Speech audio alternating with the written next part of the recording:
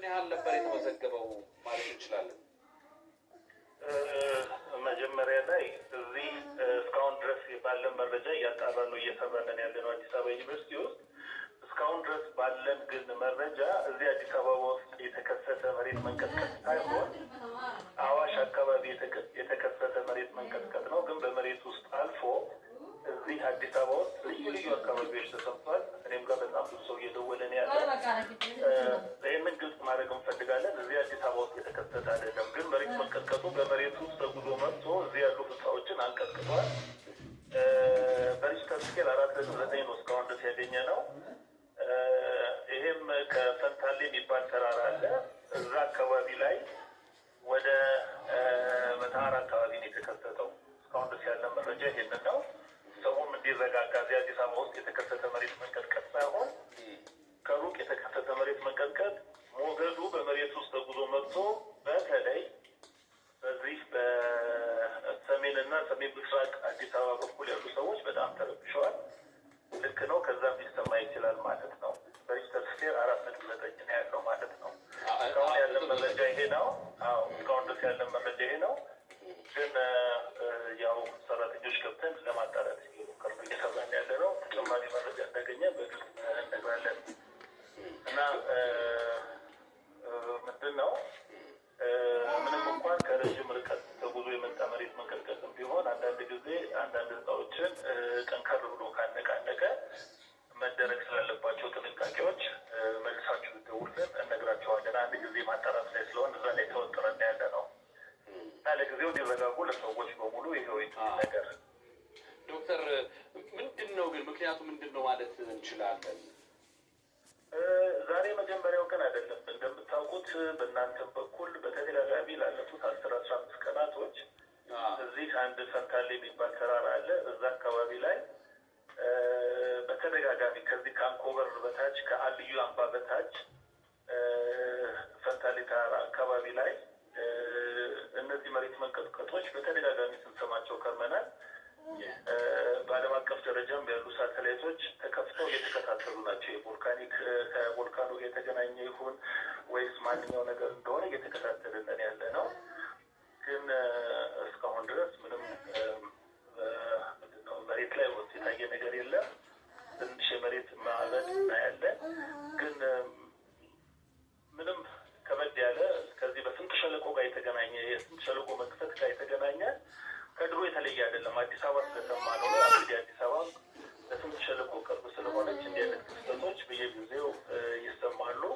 እንግዲህ ከዛ አንዱ መሆኑ ነው ማለት ነው። ምናልባት አሁን እንደው ሶሻል ሚዲያ ላይም ስንከፍት ትንሽ ኮንዶሚኒየም ላይ አፓርትመንት ላይ የሚኖሩ ሰዎች የመደናገጥ ውጭ ላይ መውጣት ነገር አለና ድጋሜ ሊከሰት ይችላል ወይ? እንደው ለማረጋጋም እንዲሆነ ድጋሜ ሊከሰት ይችላል ወይ? የሚከሰት ከሆነ እንደ ጥንቃቄ ማህበረሰቡ ምንድን ነው መውሰድ ያለበት እርምጃ? ምንድን ነው ድጋሜ ሊከሰት ይችላሉ የሚባለው? ሰሞኑን በሙሉ እንግዲህ ይሄን አይነት ንዝረቶች እንደነበሩ ገልጸናል። መሬት መንቀጥቀጥ መተንበይ የሚባል ነገር የት አካባቢ እንደሆነ ነው እንጂ መቼ ይከሰታል የሚባለው መተንበይ አይቻልም። ስለዚህ ሊከሰት ይችላል፣ ሊመጣ ይችላል። ይሄ ሁልጊዜ በተለይ አዲስ አበባ የምንለው ሰዎች ነቅተን የምንጠብቀው ነገር መሆን አለበት። የስንት ሸለቆ እና በስንት ሸለቆ አካባቢ የሚኖሩ ሰዎች ሁሉ ነቅተን የምንጠብቀው ነገር መሆን አለበት ማለት ነው። ለጊዜው መናገር የምችለው እንግዲህ ከበድ ያለ ነገር ከመጣ አይመጣም ብለን ነው የምንገምተው። ከመጣ ግን ምንድን ነው መደረግ ያለበት? በተለይ የዚህ የቤት ቋሚዎች በተለይ ኮንዶሚኒየም ህንፃ ላይ ያሉ ሰዎች ኮለኖች አጠገብ አካባቢ ላይ መጠጋት፣ ለምን ሞረድ ሊከብድም ይችላል፣ ቁልፍ መክፈትም ሊከብድ ይችላል። ስለዚህ ኮለኖች አጠገብ መጠጋት፣ ከተቻለ ጠረጴዛ ስር መግባት፣ ሊፍት እንዳይጠቀሙ፣ ማንም ሰው በሊፍት ለመውረድ እንዳይሞክር፣ ያን እንዳይጠቀሙ የዚህ አይነት ጥንቃቄዎች መደረግ አለበት። ነገር ግን እዛም ያደርስ ከባድ ነገር ይኖራል ብለን ባለው አሁን ዶክተር ምናልባት እዚህ መስመር ላይ አንድ ይቆዩኝና ተመልካቾች ከዶክተር ኤልያስ ሌዊ በአዲስ አበባ ዩኒቨርሲቲ ጂኦፊዚክስ እና ስፔስ ሳይንስ ዳይሬክተር ጋር ነው ቆይታ እያደረግን የምንገኘው። ከደቂቃዎች በፊት በተለይ 2 ሰዓት እስከ 2 ሰዓት ተኩል ባለው ጊዜ ውስጥ እዚህ አዲስ አበባ የተለያዩ ሰፈሮች ወይም የተለያዩ አካባቢዎች ላይ የመሬት መንቀጥቀጥ ተከስቶ ነበረ። ይህም በተመለከተ በትክክል መሬት መንቀጥቀጥ ነው ወይ ምንድን ነው የተከሰተው ነገር ዶክተር ኤልያስ ጋር ደውለን ነበረ። ዶክተር ድጋሜን አስቸግረውት ነው። ምክንያቱም ይህን መረጃ የሰማ ሰው አሁን ኢቢሲ የከፈተ ሊኖር ስለሚችል አሁን ዘግይቶ የከፈተ ካለ ትንሽ መረጃ እንዲያገኝ ቀደም ሲል እንደነገሩኝ 4.9 በሬክተር ስኬል የተመዘገበ መንቀጥቀጥ እንደተከሰተ ነው የነገሩኝ። ይሄ ያን ያህል ለከፋ ነገር እንደማይዳረግ ነግሮኛል። ግን ትንሽ እንደው አሁን የከፈተ ስላለ መንስኤው ምንድን ነው፣ ድጋሜ ቢከሰት ምን ይደረግ፣ ጥንቃቄ የሚለውን ነገር ትንሽ ጠቅላላ ያለ መረጃ ቢሰጡን ድጋሜ ላስቸግረውት። በጣም ጥሩ። እንደገና ግልጽ ለማድረግ 4.9 እዚህ አዲስ አበባ ውስጥ የተከሰተ አይደለም።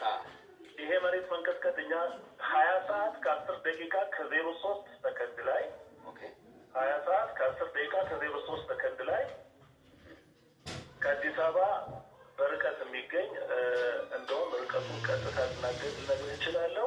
ፈንታል የሚባል ተራራ አለ። ከዛ አካባቢ ላይ ተነስቶ የመጣ ነው። ወደ 165 ኪሎ ሜትር ከአዲስ አበባ በስተ ምስራቅ ሰሜን ምስራቅ ወደ ምስራቅ ያደላል። በዛ አካባቢ ነው የተነሳው። 4